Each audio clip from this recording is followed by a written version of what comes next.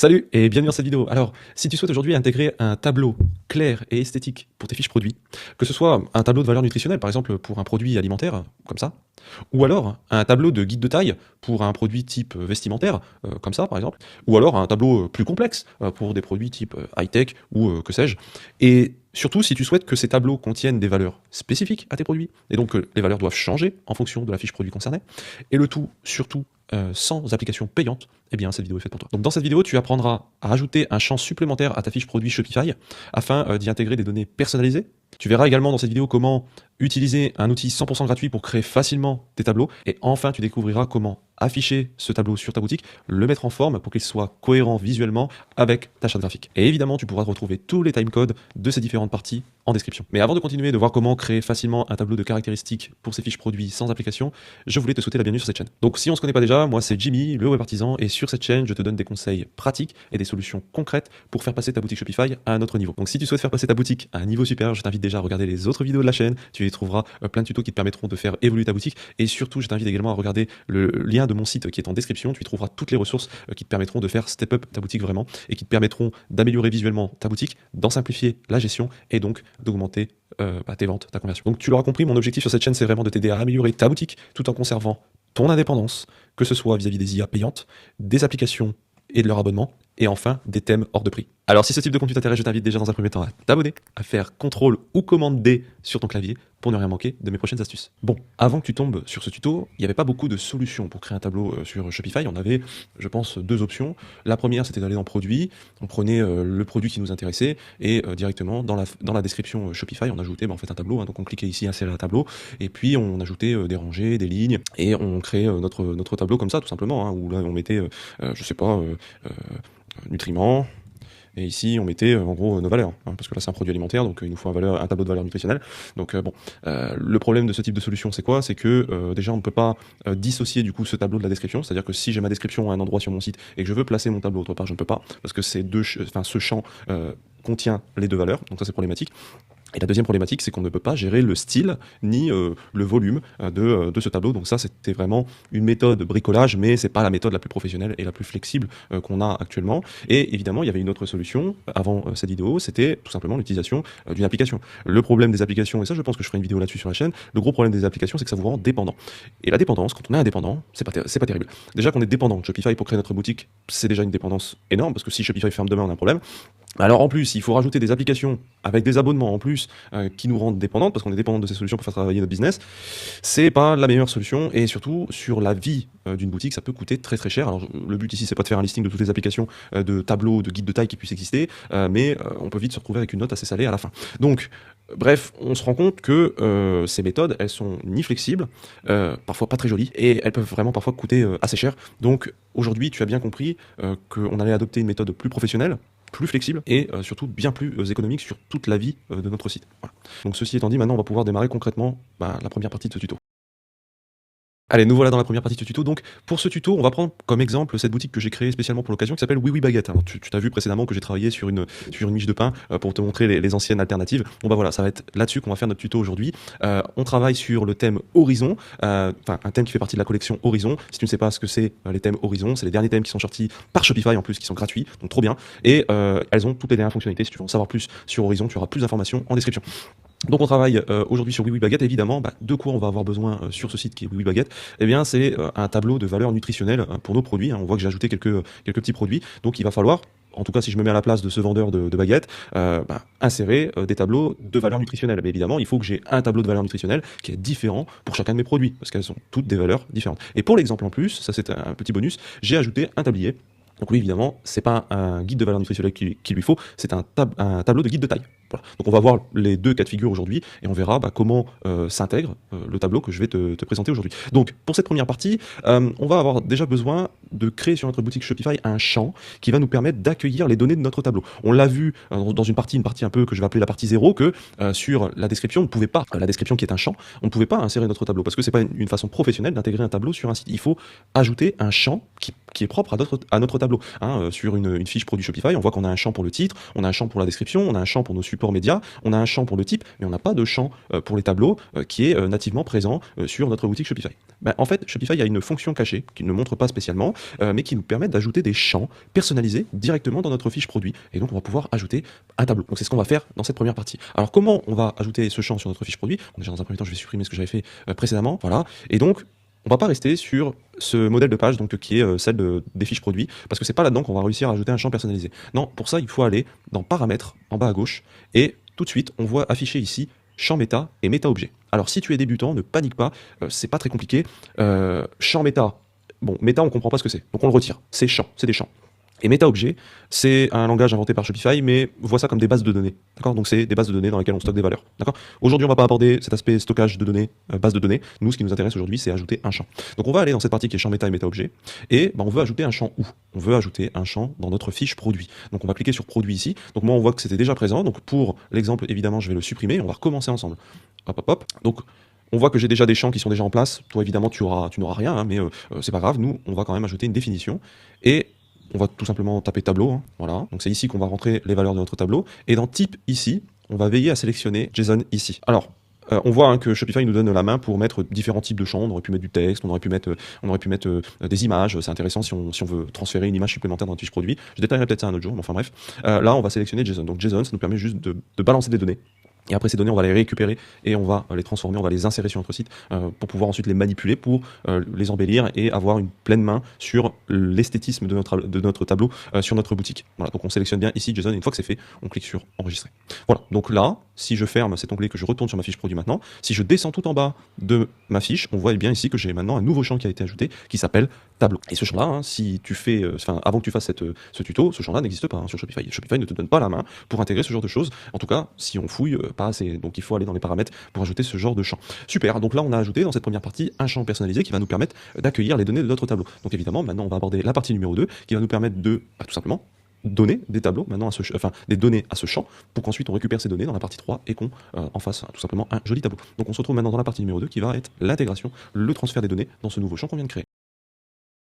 Ok, donc on est parti pour cette deuxième partie. Pour cette deuxième partie, on va avoir besoin d'un outil que tu retrouveras dans la description qui est Table Generator. Donc c'est une interface qui va nous permettre de nous donner une idée de à quoi va ressembler les différentes colonnes et les différentes lignes de notre tableau. Donc moi, pour rester sur mon exemple, je vais voir pour intégrer un tableau de valeurs nutritionnelles sur mon site. Je vais inventer des données qui sont totalement fictives. Donc admettons dans ma première colonne, je vais avoir une colonne qui va être nutriments. Voilà. Et ma deuxième colonne, ça va être pour 100 grammes. Ok. Je vais ajouter une nouvelle ligne. Voilà. Et donc là, je vais taper énergie. Et là, je vais mettre, je sais pas, en fait, j'ai un tableau de valeurs sous les yeux que tu ne vois pas. Donc moi, je vais coller directement mes valeurs. Voilà. Donc là, j'ajoute une nouvelle ligne. Et finalement, hein, comme tu as sur les étiquettes de tes aliments, voilà, là, je vais mettre matière grasse. Bon, normalement, c'est lipide, mais c'est pas grave. C'est pour l'exemple. Voilà. Bon, j'en fais encore une ou deux avec toi. Et je pense que tu as vite compris le concept. Donc là, allez, entre parenthèses, dont acide gras saturé, voilà, et je remplis mes valeurs au fur et à mesure. Et donc toi aussi, hein, donc ici, tu crées ton tableau, donc tu ajoutes les colonnes, tu ajoutes les lignes, et à la fin, tu as donc ton tableau. Donc moi, je vais finir de le compléter, et on va voir ensemble pour aller l'intégrer. Alors, t'inquiète pas, si tu travailles sur des vêtements, on va travailler le tablier juste après. Toi, si le tablier, dans ton cas, ne t'intéresse pas, encore une fois, tu as les chapitres en description, tu avances là où tu veux, hein, d'accord? Donc moi, je finis d'intégrer mes valeurs, et on intègre ça sur la fiche produit. Voilà, donc là j'ai fini d'intégrer mon tableau, et maintenant ce qu'on va faire c'est cliquer sur le bouton ici qui est Export JSON, et donc là il nous donne un ensemble de valeurs qui ne ressemblent pas à grand chose, mais on arrive quand même à deviner les éléments qui sont présents dans notre tableau. C'est juste que là il nous l'a mis au formatage JSON. Donc là on fait simplement copier, et on va tout simplement venir le coller ici dans notre tableau. On n'a même pas besoin de le formater pour le remettre en forme, hein. On a juste à le coller, on enregistre, et c'est terminé. Les valeurs sont dans notre fiche produit maintenant. Et donc mon pain de campagne a ses propres valeurs dans son tableau. Donc ça c'est vraiment top. Alors maintenant je vais passer au tablier. Donc toi si le tablier ne t'intéresse pas, donc tout ce qui est vêtements, tu passes. On va donc retravailler ce tableau. Alors petit truc intéressant et petit tips aussi.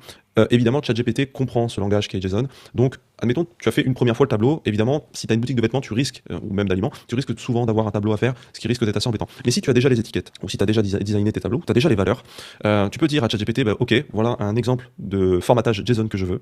Et voici soit une image, soit des valeurs que tu lui colles. Voici mon tableau.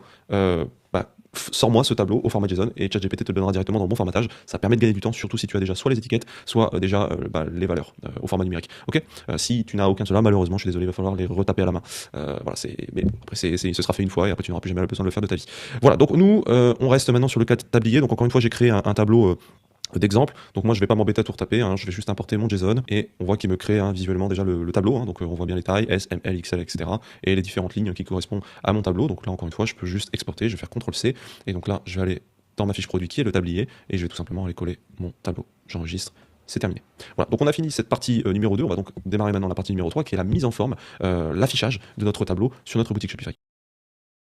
Allez, on est parti pour cette troisième et dernière partie, donc l'intégration de notre tableau sur notre boutique Shopify. Donc, on se retrouve sur l'interface de notre thème avant de faire n'importe quelle intervention sur le thème. On prend un bon réflexe tout de suite, c'est de faire des backups. Donc, on fait dupliquer le thème. Comme ça, s'il y a un problème, vous savez revenir sur une version précédente. Et surtout, je le dis parce que je l'ai déjà vu, on n'édite pas un backup. Si vous voulez réutiliser un backup, vous faites redupliquer. Donc là, il est en train de le copier. Donc évidemment, je ne peux pas faire de manipulation dessus. Il est en train de copier tous les paramètres de la boutique que j'ai souhaité dupliquer. Donc lui, on va tout de suite le renommer. C'est un backup. Voilà. Idéalement, vous le nommez avec la date du jour. Voilà. Évidemment, s'il y a un problème avec le thème qui est là, vous dupliquez le backup, mais vous n'éditez pas le backup. Le backup, c'est une version gelée, congelée de votre ancienne boutique. On ne retouche pas un backup directement. Si vous voulez réutiliser un backup, vous le dupliquez. Bref. Maintenant que c'est fait, on peut éditer le thème. Donc nous, on va pas s'intéresser à la page d'accueil, on va tout de suite aller dans le modèle de page produit, donc grâce au petit navigateur qu'on a tout là-haut. Alors évidemment, bon, cette boutique que je l'ai créée spécialement pour l'occasion, elle est un petit peu vide. Ne t'inquiète pas, elle va s'alimenter au fur et à mesure, donc bonne raison de t'abonner aussi à la chaîne. Tu verras que cette boutique, on va faire un petit bijou, mais pour l'instant, c'est un petit peu vide. Bon, j'ai créé sur les fiches produits une deuxième section appelée à propos du produit. Bon, j'ai fait ça assez rapidement, hein. L'idée, c'est dans un tableau, dans un accordéon, hein, que Shopify nous propose nativement dans son thème Horizon, hein, donc là, à la rigueur, bon, je vais pas le supprimer, mais on voit que si je voulais ajouter un nouvel accordéon, je fais ajouter un bloc ici, je tape accordéon, et on voit que cet accordéon est bien disponible. Voilà. Et dans cet accordéon, je vais pouvoir ajouter des éléments. Donc je vais activer mon petit inspecteur là-haut, je vais cliquer sur ma première rangée d'accordéons, et je vais ajouter un bloc. Bon, par contre, on a une problématique ici, c'est que Shopify, nativement dans sa collection de thèmes Horizon, ne nous donne pas un bloc qui nous permet maintenant de récupérer les données et de les afficher. Heureusement pour toi, ton humble serviteur a créé ce bloc et tu l'auras donc en description, tu vas pouvoir aller le chercher. Moi je vais l'installer sur la boutique, donc pour ça rien de compliqué. On va retourner dans notre back-office ici, voilà. On va faire 3 petits points sur notre thème, on va faire éditer le code. Ensuite, dans notre arbre à gauche, on va chercher une rubrique qui s'appelle bloc. On va faire clic droit, new file. Là, on va l'appeler, en tout cas moi je vais l'appeler WA metafeed table.liquid. Voilà. Et évidemment, dans ce fichier, je vais venir coller les valeurs que tu retrouveras naturellement en description. Donc je fais copier, je colle, j'enregistre et c'est terminé. Une fois que c'est fait, je peux fermer cette fenêtre, je retourne dans mon éditeur, et donc là, je peux maintenant ajouter mon bloc qui est tableau metafeed. Donc là, on voit que j'ai un volet à droite qui s'est ouvert, et on voit que dans mon accordéon, il n'y a rien qui s'est affiché. C'est normal parce que il faut maintenant dire à ce bloc où est localisé ce tableau dans notre fiche produit. Et là, en fait, il nous demande une clé metafeed. Donc la clé metafeed, on se souvient, on a ajouté un champ méta. Ah, méta, ça sert à ça. Donc on revient dans nos paramètres, champ méta, puis on se dit, ah oui, tiens, c'est vrai que j'ai ajouté une ligne. Et ici, on n'y avait pas trop porté attention, mais ici, il nous donne une clé, en fait. Donc on va copier, on va retourner dans notre éditeur, et on va coller cette clé, mais surtout, on va retirer le custom qui est devant et le point. Et là, on va voir que, comme par magie, eh ben, rien ne s'affiche. Mais pourquoi rien ne s'affiche? Parce qu'on n'est pas sur une fiche produit où on a ajouté un tableau. De mémoire, on a ajouté un tableau sur la fiche produit qui s'appelait pain de campagne. Et effectivement, si là je descends sur mon pain de campagne, ah bah maintenant j'ai un tableau. Voilà. Et maintenant, ce tableau, grâce à ce nouveau bloc, on va pouvoir le mettre en forme et faire en sorte qu'il s'intègre proprement et visuellement à la charte graphique de notre site. On peut d'ailleurs voir maintenant que si je vais aussi sur mon tablier, j'ai un tableau de guide de taille pour mon tablier parce que voilà, c'est un vêtement. Super. Donc maintenant, il n'y a plus qu'à le mettre en forme et on aura terminé. L'avantage aussi, et ça c'est vrai que j'en ai pas parlé dans les anciennes, dans les solutions qu'on avait avant par rapport aux applications, c'est qu'une application ça peut ralentir une boutique. Ici, ce code, il est dans le thème, il a été codé en dur et donc il ne fait pas appel à quelque chose d'extérieur pour afficher le tableau. Donc ça ne crée pas de ralentissement sur la page. Donc ça aussi c'est vraiment top. On fait la parenthèse à ce niveau. Donc voilà, donc là on va retourner sur notre exemple principal qui est notre petit pain de campagne. Et maintenant on va donc en éditer le style pour qu'il corresponde bien au design, à la charte graphique de notre site. Donc on va aller sur notre bloc ici, donc tableau metafeed. Alors dans cette vidéo, je vais essayer de la condenser un petit peu. Donc évidemment dans la description, en plus du code donc, de ce tableau, tu auras une vidéo tuto un peu plus profonde qui te permettra de comprendre un peu mieux toutes les capacités de ce tableau et de toutes les fonctionnalités qu'on peut mettre en place pour l'éditer. Moi, je vais essayer de faire quelque chose de rapide pour la démonstration, mais on voit qu'on a vraiment beaucoup de paramètres, notamment des paramètres assez intéressants. On voit qu'on a des duplications de paramètres, on a des paramètres pour le bureau et on a des paramètres pour la version mobile. On a deux types de dalles qui sont différentes et donc évidemment, ils vont pouvoir adapter ce bloc aux deux types de périphériques. Donc ça, c'est vraiment intéressant. Bon, là, je vais essayer d'habiller un petit peu ça. Donc on va essayer de changer la couleur des cellules et la couleur de l'entête. Donc là, si je scrolle un petit peu, style du tableau, donc là, on a la couleur de fond. Donc je vais peut-être mettre quelque chose qui fait ressortir un petit peu mon tableau. Quoique j'aime bien aussi l'idée qu'il soit de la même couleur que le fond, donc les couleurs de mes cellules vont être de la même couleur que le fond. Au niveau des bordures, je vais mettre une bordure marron. On voit qu'on peut mettre des arrondis au niveau des coins, donc moi je vais rajouter un petit peu de rondeur, parce qu'on voit que mes images sont bien rondes, et que mes boutons aussi d'ailleurs. Donc voilà. On voit qu'on peut activer une alternance de couleurs, donc ça tu le verras dans les vidéos tuto, la vidéo présentation complète de ce bloc, en description.